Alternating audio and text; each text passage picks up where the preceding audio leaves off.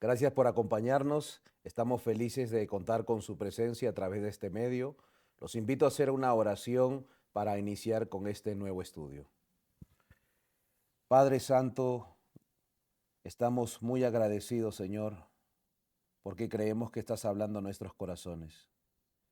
Bendice y guía el estudio. Te lo pedimos en el nombre de Jesús. Amén, Señor. Hemos iniciado un estudio basado en la experiencia de un grupo especial llamado los 144,000, Apocalipsis capítulo 14, versículo 1 al 5, fue el texto que utilizamos en nuestro primer estudio. Especialmente el versículo 4 nos da una característica que es la que hemos usado para estudiarla y poder desarrollarla.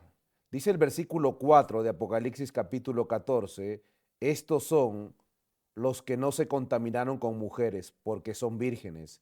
Estos son los que siguen al Cordero donde quiera que va. Y hemos tomado esta característica especial de este grupo, también especial, los 144,000, que siguen al Cordero por donde quiera que va. Y el día de ayer leíamos esta cita del libro Hechos de los Apóstoles, página 472, donde la sierva del Señor dice que el que sigue o el que desea seguir al Cordero en el cielo, primero tiene que seguirlo aquí en la tierra. Entonces hemos iniciado el camino del Cordero y iniciamos este estudio en el campamento, viendo cómo aquel hombre que se había arrepentido, aquel israelita, que también debe ser nuestra experiencia, salía desde el campamento escogiendo su animal para el sacrificio, pero salía con tristeza, con dolor y con vergüenza. Y esto eran los primeros frutos de la obra del Espíritu de Dios. En el libro El Camino a Cristo leímos una declaración que dice, el arrepentimiento comprende tristeza por el pecado y abandono del mismo. No renunciemos al pecado a menos que veamos su pecaminosidad. La primera parte, cuando uno inicia a seguir al Cordero, lo hace con tristeza, lo hace con un arrepentimiento y un dolor profundo. Pero veíamos después que se llegaba hacia el santuario, exactamente hasta el altar del sacrificio, donde ahora el pecador está dispuesto a entregar no solamente una parte de su vida, sino morir. Es donde encuentra la muerte.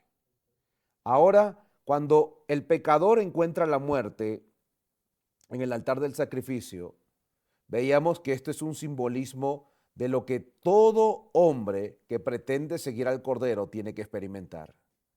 La muerte de su voluntad, la entrega total de su vida, de sus planes, de sus sueños, de todo lo que tiene y todo lo que es.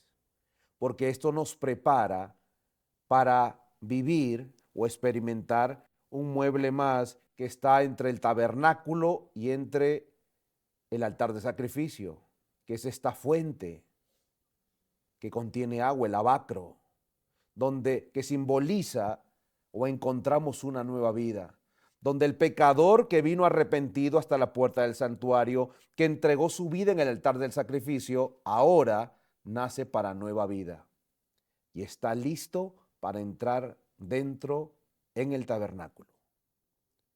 Ahora vamos a entrar al tabernáculo y el primer lugar donde entramos es el lugar santo. En el lugar santo encontramos tres muebles: la mesa de los panes, el candelabro y el altar del incienso. Y cada uno de los muebles tiene una experiencia en la vida cristiana. En el libro de San Lucas, en el capítulo 24, versículo 25, vamos a leer hasta el 27 y luego el 32, que nos servirán como base para entender la importancia del estudio de la palabra de Dios, que precisamente la palabra de Dios simboliza el pan que está encima de la mesa. Ese pan que tiene que ser comido simboliza la palabra de Dios. Y quiero ir a la experiencia de estos discípulos de Cristo que regresaban camino hacia Emaús, tristes y chasqueados por la muerte de su maestro. Se le aparece Jesús en el camino. Ellos estaban muy tristes porque sus esperanzas de reinar con este nuevo Mesías, con Jesús, estaban muertas. Pero al andar en el camino, dice la Biblia, entonces Jesús le dijo: oh insensatos y lentos de corazón para creer lo que anunciaron los profetas. ¿No era necesario que el Cristo padeciese estas cosas para entrar en su gloria?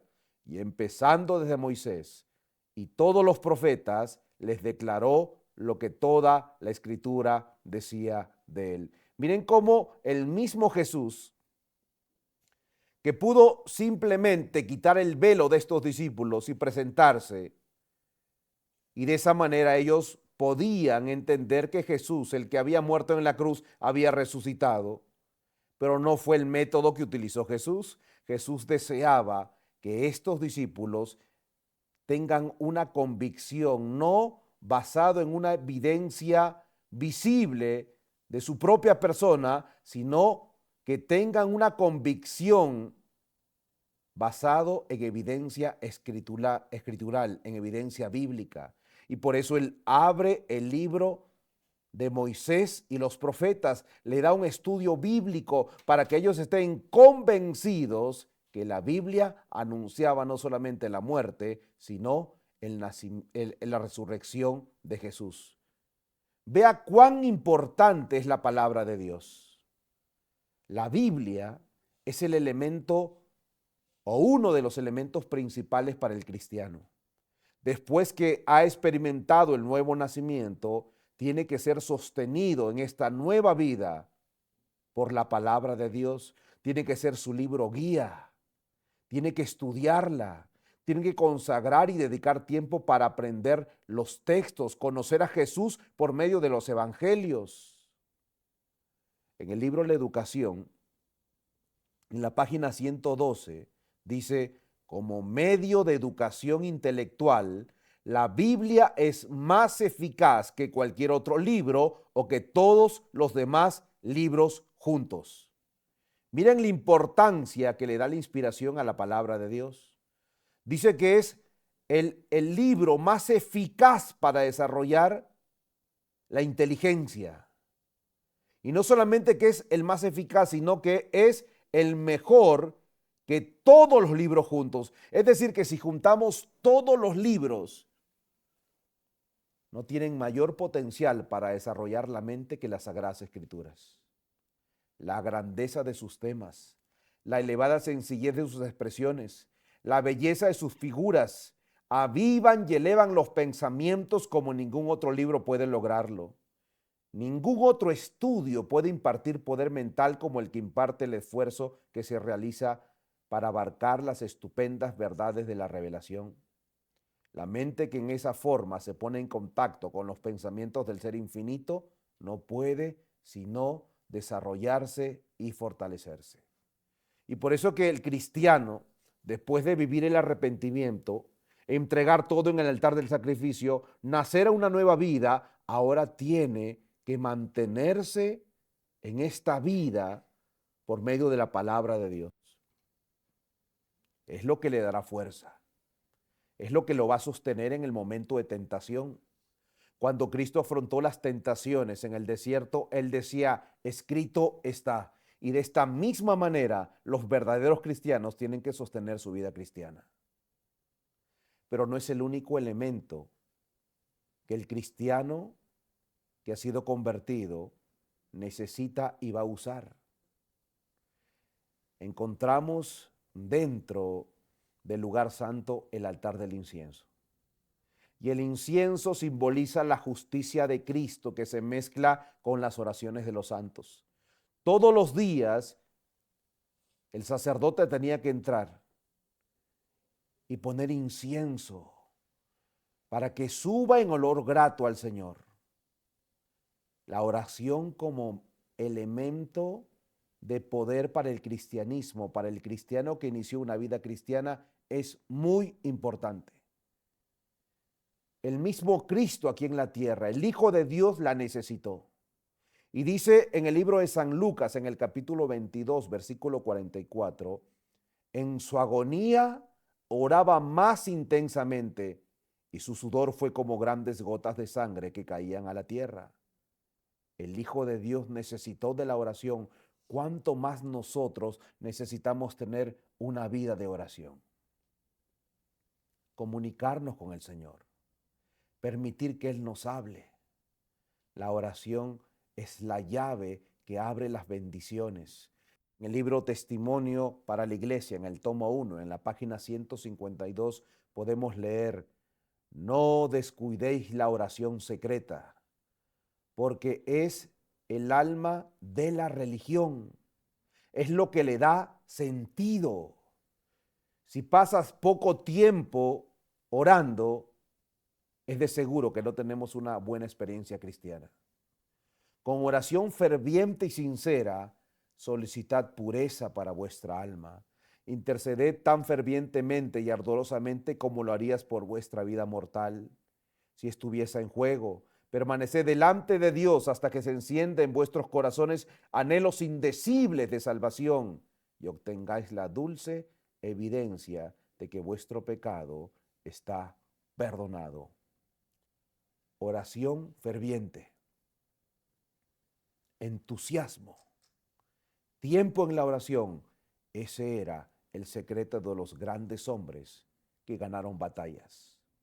Cuando leemos la experiencia de Daniel, cómo estuvo dispuesto a ser echado al foso de los leones, cómo Daniel se destacó en medio de una cultura tan idólatra, cómo pudo ser fiel.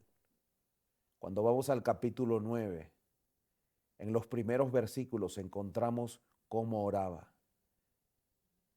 Y basado en esa oración podemos entender por qué fue un hombre tan fiel.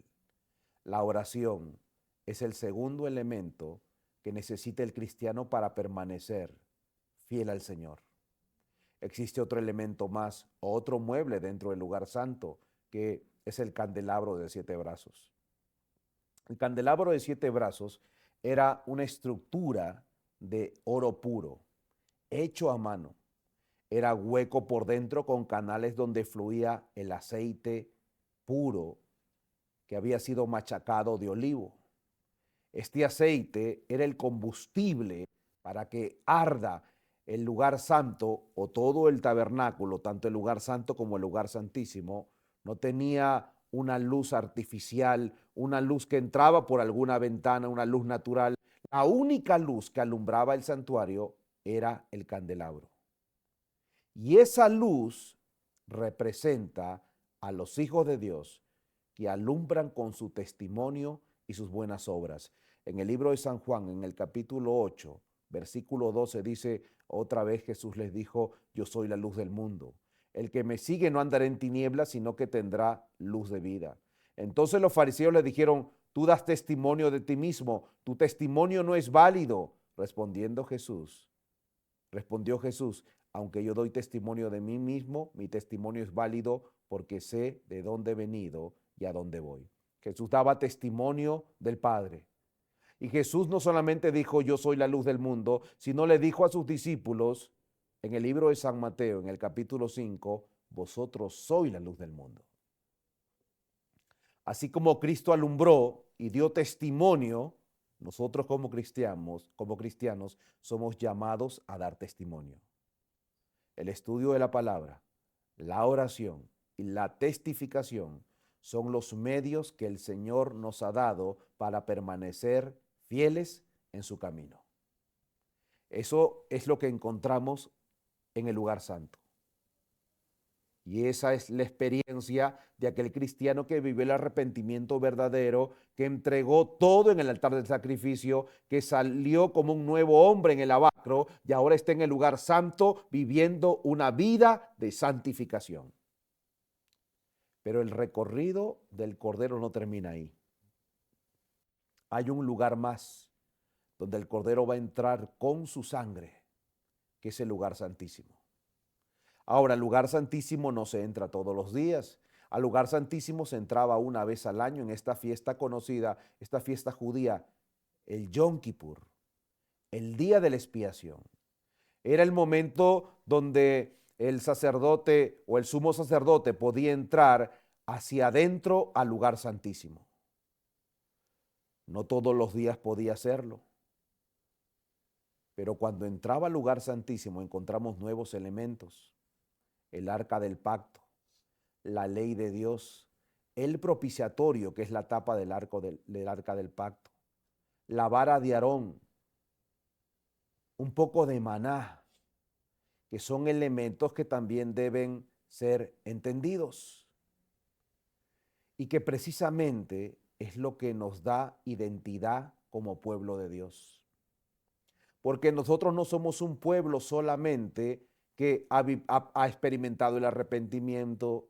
No somos un pueblo solamente que ha entregado su vida en servicio a Dios. No somos un pueblo solamente que estudia la Biblia, que ora y que testifica. Todos estos elementos son importantes, pero nosotros como pueblo adventista somos un pueblo profético que no se queda en el lugar santo, sino que va adentro al lugar santísimo, que cree en la vigencia de la ley de Dios, que cree en el sábado, el cuarto mandamiento, que cree aún en el sacrificio de Cristo, que cree en el maná, en la reforma pro salud y de todos esos elementos que se encuentran en el lugar santísimo.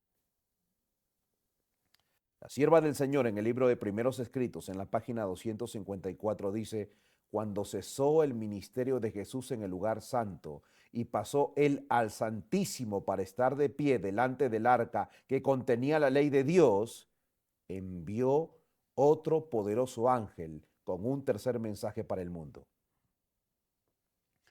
Un pergamino fue puesto en la mano del ángel y mientras descendía a la tierra con poder y majestad, proclamaba una terrible amonestación, acompañada de las más tremendas amenazas que jamás se dirigieron contra el hombre.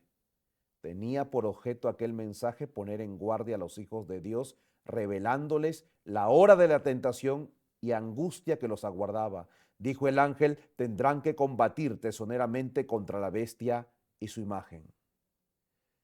Es el mensaje del tercer ángel el que permite al pueblo de Dios entrar al lugar santísimo. Una cita más, Primeros Escritos, página 254. Su única esperanza de vida eterna consiste en permanecer firmes. Aunque se vean en peligro de muerte, deben sostener firmemente la verdad. El tercer ángel concluye así su mensaje: aquí está la paciencia de los santos, los que guardan los mandamientos de Dios y la fe de Jesús. Al repetir el ángel estas palabras, señalaba al santuario celestial. La atención de cuantos acepten este mensaje se dirige hacia el lugar santísimo, donde Jesús está en pie delante del arca, realizando su intercesión final. Y esto es lo que nosotros creemos como adventistas, que Jesús está realizando su intercesión final. Nosotros creemos que dentro del lugar santísimo aún Jesús está trabajando. Aún la obra de la redención continúa, contrario a lo que cree el mundo protestante. Dice un poco más: después que Jesús abrió la puerta del lugar santísimo, vióse la luz del sábado, y el pueblo de Dios fue probado, como antiguamente lo fueron los hijos de Israel, para ver si querían guardar la ley de Dios.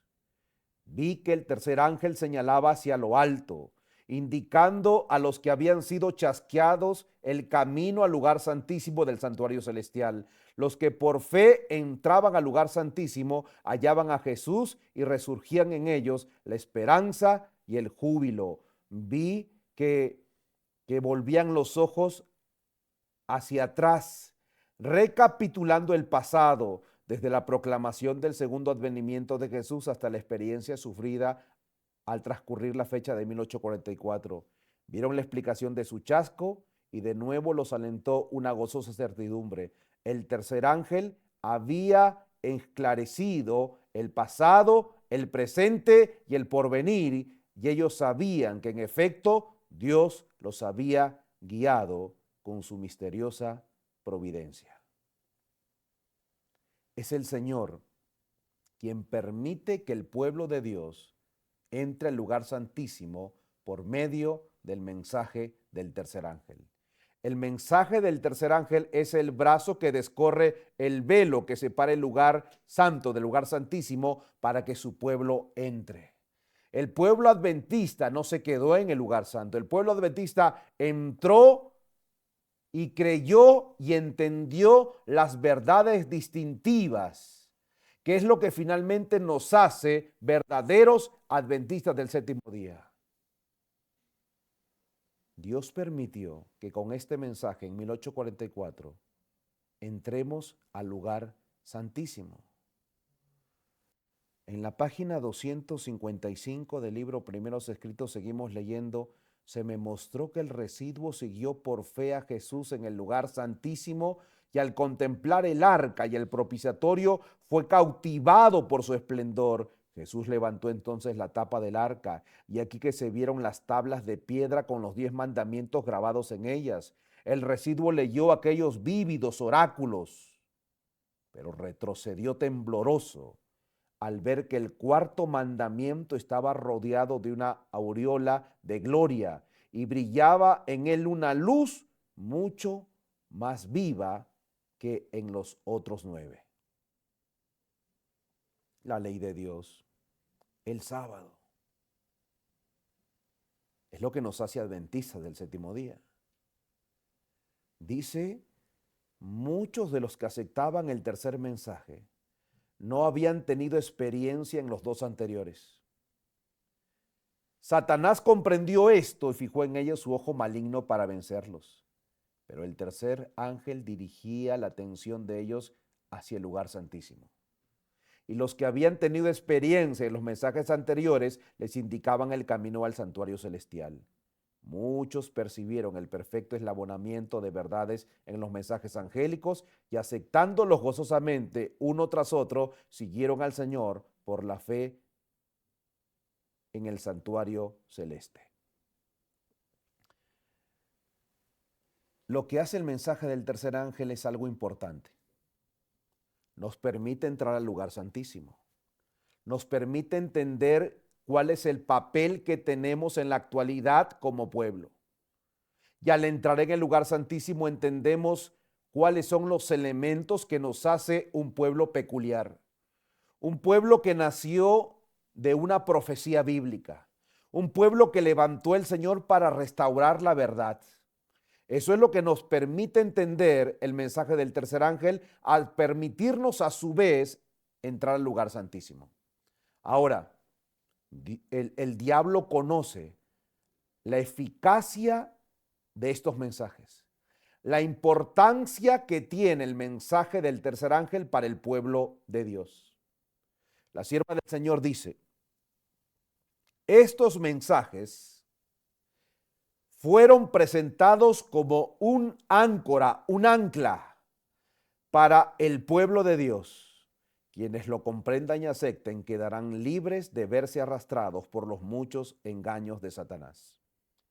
Este mensaje es el ancla que hace que el pueblo adventista del séptimo día no sea llevado por las diferentes corrientes doctrinales, por los diferentes llamados al liberalismo, por los diferentes llamados a un extremismo, sino que este mensaje nos permite estar anclados en la verdad de Dios.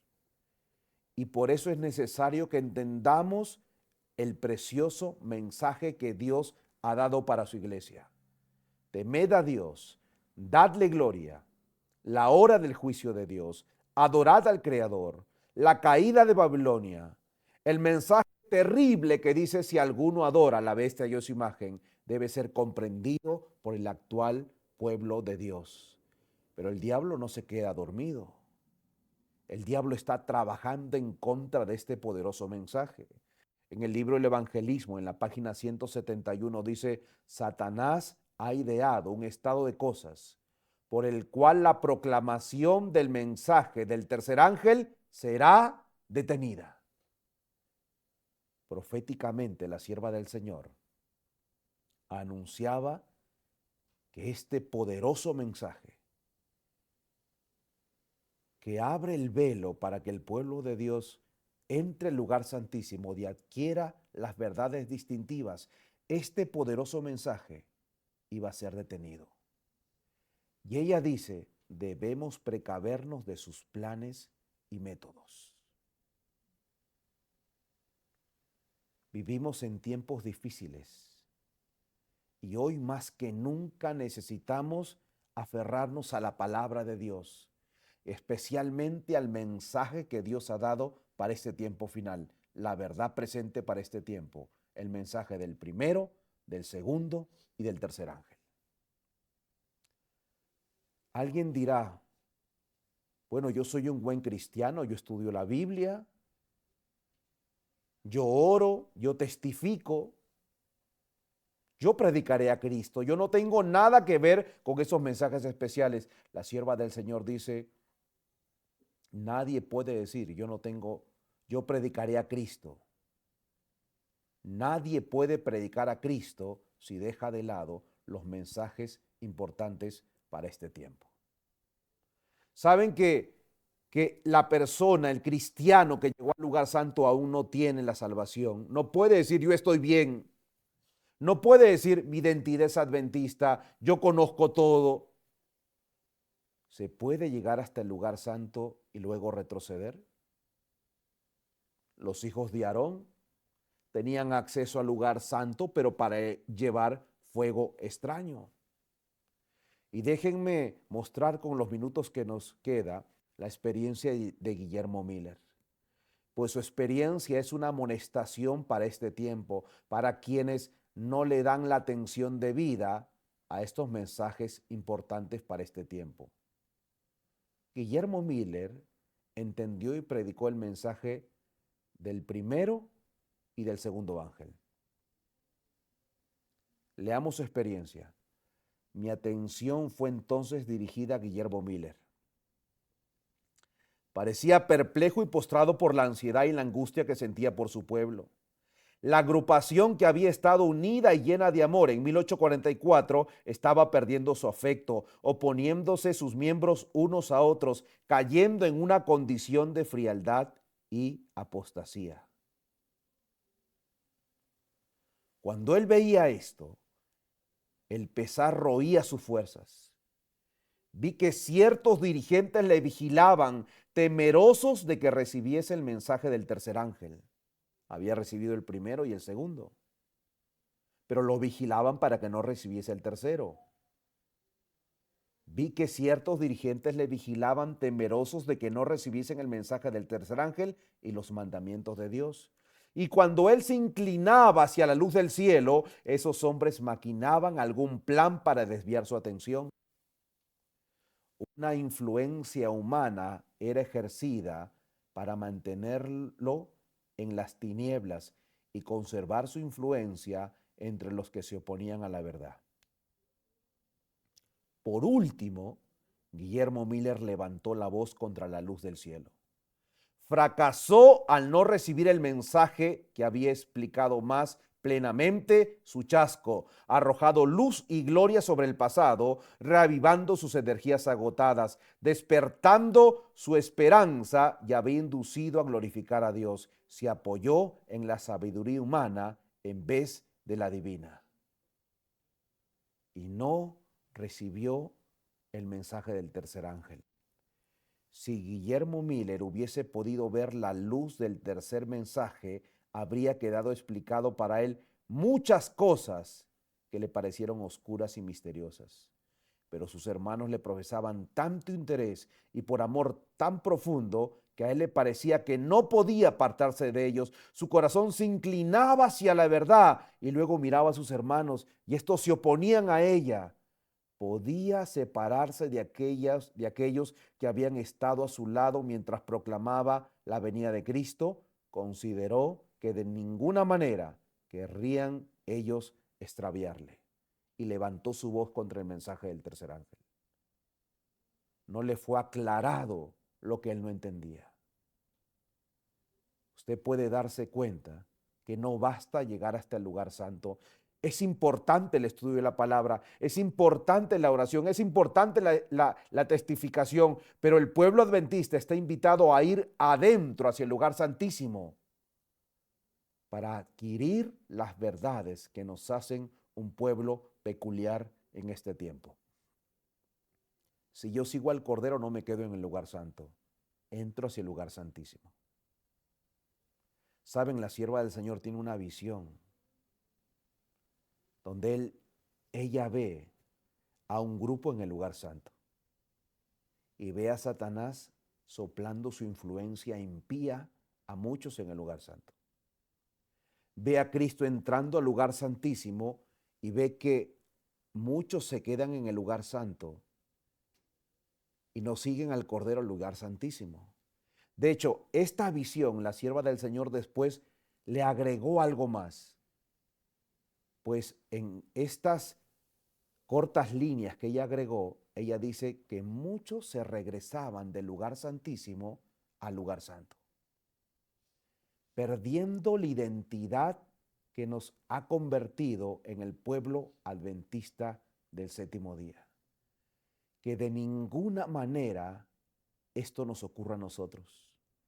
Dios nos ayude a entender qué significa ser parte del pueblo final de Dios. Dios nos ayude a entender la importancia del mensaje que Él ha dejado para este tiempo. Que su gracia nos dé el valor y la fuerza para seguir al Cordero, no solamente al lugar santo, sino también entrar al lugar santísimo y entender los mandamientos de Dios, el sábado, el mensaje de la justificación por la fe y todas esas verdades que el Señor ha querido dar a su pueblo para ser restauradas. Que el Señor nos ayude y que el Señor nos guarde. Vamos a hacer una oración. Gracias, Señor, porque nos llamaste desde las canteras de este mundo para ser un pueblo peculiar. Permite que seamos fieles a tu llamado, fieles representantes, Señor, de estas verdades distintivas. Que no las rebajemos, todo lo contrario, que podamos predicarlas. Llévanos a un conocimiento equilibrado de la verdad. Bendice a tu pueblo, Señor, para que podamos despertar y predicar tan solemne mensaje. Te lo pedimos en el nombre de Jesús. Amén, Señor. Que el Señor los bendiga. Este video y las demás producciones que ustedes pueden disfrutar a través de nuestras plataformas son en parte gracias al aporte que personas como tú hacen a este ministerio. Queremos invitarte a que sigas apoyándonos para que el mensaje de Dios cada vez pueda llegar más lejos y con más amplitud. Recuerda, tu aporte hace avanzar la obra. Fundación Las Delicias TV, un estilo de vida.